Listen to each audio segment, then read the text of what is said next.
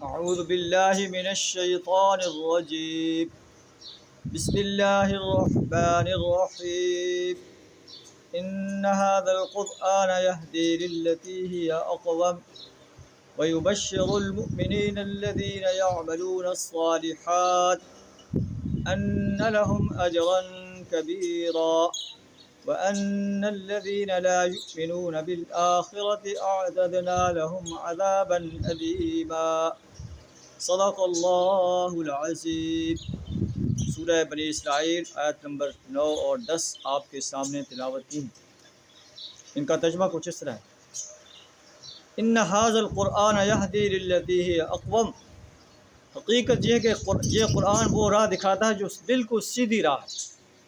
وان ھذا صراطی مستقیما فاتبعوہ. یہ میرا راستہ ہے، قرآن کا راستہ، سیدھا راستہ. فاتبعوہ، اس کی اتباع کرو. وَيُبَشِّرُ الْمُؤْمِنِينَ الَّذِينَ يَعْمَلُونَ الصَّالِحَاتِ، اور ان مومن انسانوں کو جو عمل صالح کرتے ہیں خوشخبری دیتا ہے. أَنَّ لَهُمْ أَجْرًا كَبِيرًا، کہ ان کے لیے اجر کبیر ہے.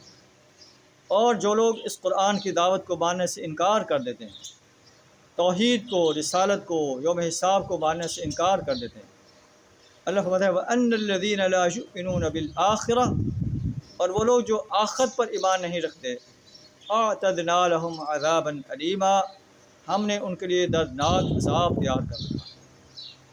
سورہ مکی ہے. قریش مکہ جو ہے ان سے خطاب کیا جا رہا ہے اور پھر پوری انسانیت کو خطاب کیا جا رہا ہے. یہ قرآن جو ہے تمہیں سیدھا راستہ دکھاتا ہے. اس قرآن کی دعوت کو اپنا لو، دنیا و آخرت میں کامیابی سے ہمکنار ہوگے. اگر تم نے قرآن کی دعوت کو رد کر دیا، دنیا میں بھی تمہارے لیے ناکامی ہے اور آخرت میں جہنم کی آگ ہے. قرآن کے بارے میں اللہ تعالیٰ نے سورہ حجر میں ارشاد فرمایا کہ وَلَقَدْ آتَيْنَاكَ سَبْعًا مِّنَ الْمَثَانِي وَالْقُرْآنِ الْعَظِيمِ، ہم نے آپ کو 7 مثانی اور قرآن عظیم عطا کیا ہے. قرآن عظیم ایک بہت بڑی دولت ہے جس کا دنیا کی کوئی دولت مقابلہ نہیں کر سکتی.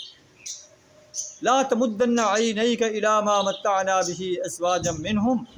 اے نبی صلی اللہ علیہ وسلم، یہ کفار مکہ کے جو سردار ہیں، دولت مند لوگ ہیں، تکبر میں مبتلا ہو رہے ہیں، آپ ان کی دولت پر آنکھ اٹھا کر بھی نہ دیکھیں، ان پر غم نہ کھائیں، یہ جہنم کا ایندھن بننے والے ہیں. آپ اپنے بازوؤں کو، اپنے پہلوں کو اہل ایمان کے لیے جھکائیں. سورہ یونس میں اللہ تعالیٰ نے ارشاد فرمایا یا ایھا الناس قد جاءتکم موعظۃ من ربکم وشفاء لما فی الصدور. اے دنیا کے انسانوں، تمہاری طرف اللہ کی طرف سے نصیحت آ چکی ہے، قرآن آ چکا ہے جو تمہارے دلوں کے لیے شفا ہے. دل کی جتنی بیماریاں ان کے لیے شفا ہے، روحانی بیماریوں کے لیے شفا ہے. وَہُدًى وَرَحْمَةٌ لِّلْمُؤْمِنِينَ، ہدایت اور رحمت ہے مومن انسانوں کے لیے. قُلْ بِفَضْلِ اللَّهِ وَبِرَحْمَتِهِ فَبِذَلِكَ فَلْيَفْرَحُوا.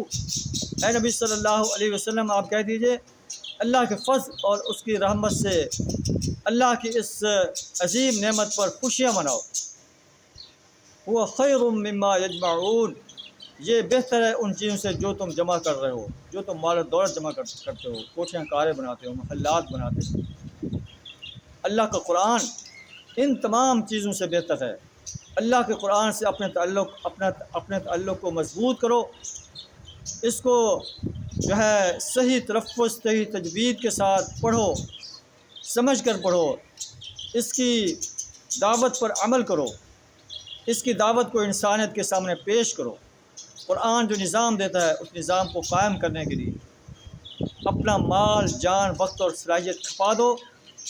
اللہ دنیا میں بھی تمہیں کامیابی سے ہمکنار کرے گا اور آخرت میں تمہیں ایسے باغات میں داخل کرے گا جن کے دامن میں نہریں بہتی ہوں، جن میں تم ہمیشہ رہو گے. اس میں ہر وہ چیز ہوگی جو تمہارا دل چاہے گا. فیہا انہار من ماء غیر آسن، صاف ستھرے پانی کی نہریں ہوں گی. وانہار من خمر لذۃ للشاربین، شراب کی نہریں ہوں گے جو شاربین کے لیے لذت کا سامان ہوگا.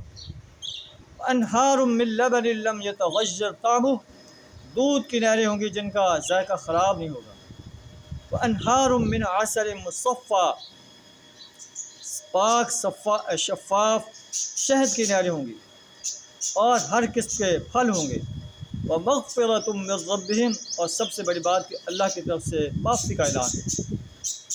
آئیے اپنے تعلق کو قرآن کے ساتھ مضبوط کریں۔ قرآن انسانیت کو کفر، جہالت کے اندھیروں سے، شرک کے اندھیروں سے، منافقت کے اندھیروں سے نکال کر جو ہے اسلام کی روشنی میں لے آتا ہے۔ اس کو جو ہے مضبوطی سے تھامیں گے، اللہ ہمیں دنیا و آخرت میں کامیابی سے ہمکنار کرے گا۔ آخر دعوانا الحمدللہ رب العالمین۔